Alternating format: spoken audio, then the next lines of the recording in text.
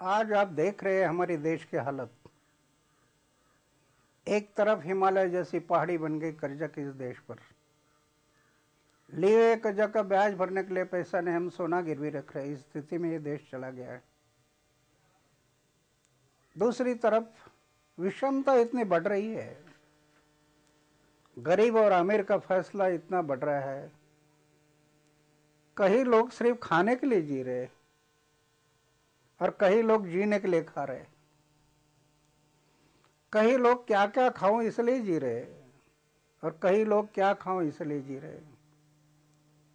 और फिर भी हम कह रहे हैं कि भारत मेरा महान।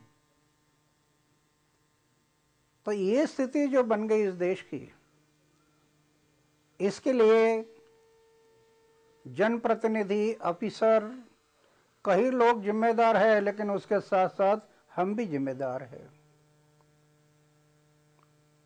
आज देश में जो भ्रष्टाचार बढ़ गया, दुनिया में हमारी बदनामी हो रही है भ्रष्टाचार के बारे में, और भ्रष्टाचार के कारण सामान्य लोगों को जीना मुश्किल हो रहा है।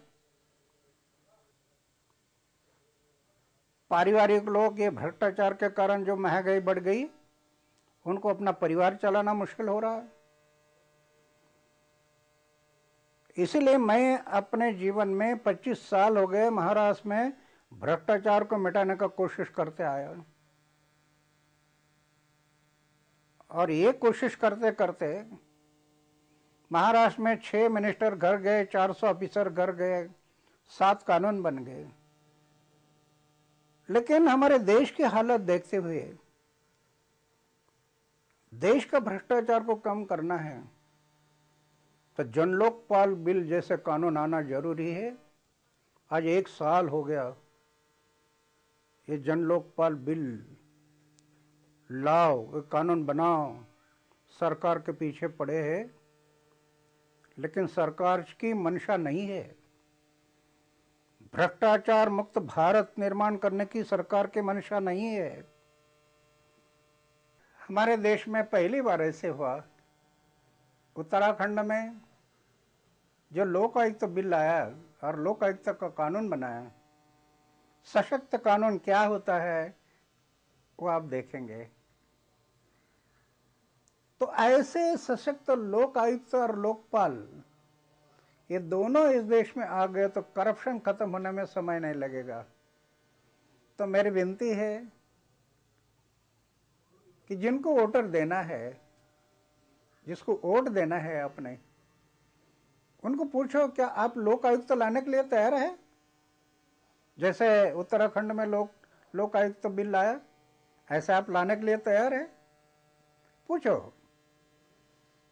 पूछो नहीं। मैं तो कहूँगा कि एफिडेविट करके ले लो उनका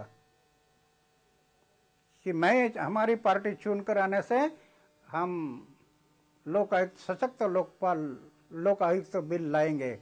लोक आयुक्त बिल में जैसे उत्तराखंड का लोक आयुक्त बिल है, ऐसे हम भी लाएंगे। ऐसे उनका एफिडेविट करके ले लो। क्यों ना ले? आप मालिक है ना, सेवक को भेज रहे हैं ना सेवा करने के लिए। तो सेवक जब सेवा करने के लिए आप भेज रहे तो एफिडेविट करके क्यों नहीं लेना मालिक ने?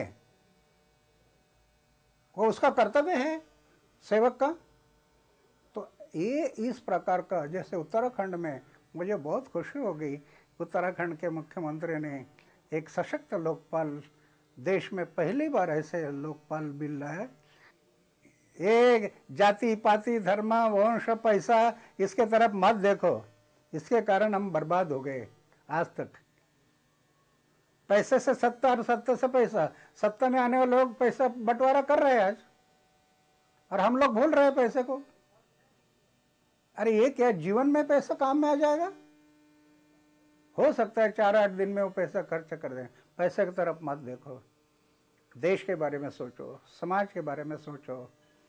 और जैसे जन लोकपाल जैसे लोक आयुक्त उत्तराखंड में बनाए, से आप कोई भी आपका उम्मीदवार कौन हो, कोई भी हो, उनको बताओ कि हमें क्या ऐसे कानून बनाएंगे आप, तो आप दे दो एफिट करके, तब हम आपको वोट करेंगे, नहीं तो वोटिंग नहीं देंगे। जो भी पार्टी करती है हमें वो ये देती है आश्वासन कि हम बनाने के लिए तैयार है, ये मेरा एफिडेविट है, उनको दे दो वोट, तब ये राज्य का बदलाव आ जाएगा और ये राज्य में भी आगे भ्रष्टाचार मुक्त राज्य होगा, उससे ही भ्रष्टाचार मुक्त देश बनेगा। हम लोग जो आंदोलन कर रहे हैं, आंदोलन के माध्यम से कुछ ना कुछ तो परिणाम हो रहा, लेकिन साथ साथ भ्रष्टाचार को मिटाना है तो एक महत्वपूर्ण रास्ता है, भ्रष्ट लोगों को वोटिंग मत करो। जब तक आप भ्रष्ट लोगों को वोटिंग करेंगे तब तक इस देश में, इस राज्य में भ्रष्टाचार रहेगा, वो खत्म नहीं होगा। वोटर के हाथ में है ये सब, मतदाता के हाथ में है। जब मतदाता सोच समझ कर वोटिंग करेगा, पक्ष और पार्टी को मत देखो, अभी अच्छे लोगों को भेजो, वो सत्ताधारी में बैठेगा या विरोधकों में बैठेगा, कहीं पर भी बैठने दो, लेकिन ये लोकशाही के जो पवित्र मंदिर है, विधानसभा और लोकसभा, ये लोकसभा के पवित्र मंदिर है, उसका पवित्र अगर रखना है तो पवित्र लोगों को भेजो, अच्छे लोगों को भेजो, अच्छे विचार वालों को भेजो। अगर ये बुरे विचार वाले को आप भेजेंगे तो ये मंदिर का पवित्र खत्म हो जाएगा और भ्रष्टाचार राज्य से, देश से नहीं मिटेगा। आपके साथ बात करने के लिए मैं खुद आना था, लेकिन मेरी तबीयत बिगड़ गई, क्योंकि 10 महीना में 4 बार मेरे अनशन हो गए और प्रकृति ने साथ नहीं दिया। अभी हॉस्पिटल से मैं बाहर आया, लेकिन विश्राम करने की ज़रूरत होने के कारण मैं सफ़र नहीं कर सकता। इसके कारण आपसे मैं बात करने के लिए आपके साथ आना था, मैं आ नहीं पाया, इसलिए आप सबके मैं क्षमा चाहता हूँ। मैं खुद तबीयत के कारण, प्रकृति के कारण नहीं आ पाया, लेकिन हमारी टीम वहाँ सब राज्यों में आपके साथ बात करने के लिए हम लोग भेजा है, वो आपके साथ बात करते रहेंगे। हाँ, ये कोई हमें किसी से वोटिंग नहीं मांगना, नहीं कोई सत्ता में जाना, ना किसी से कुछ लेना। हमारा एम है देश और समाज, तो इसीलिए हमारी टीम भी आपके साथ बात करने के लिए वहाँ आ रही है।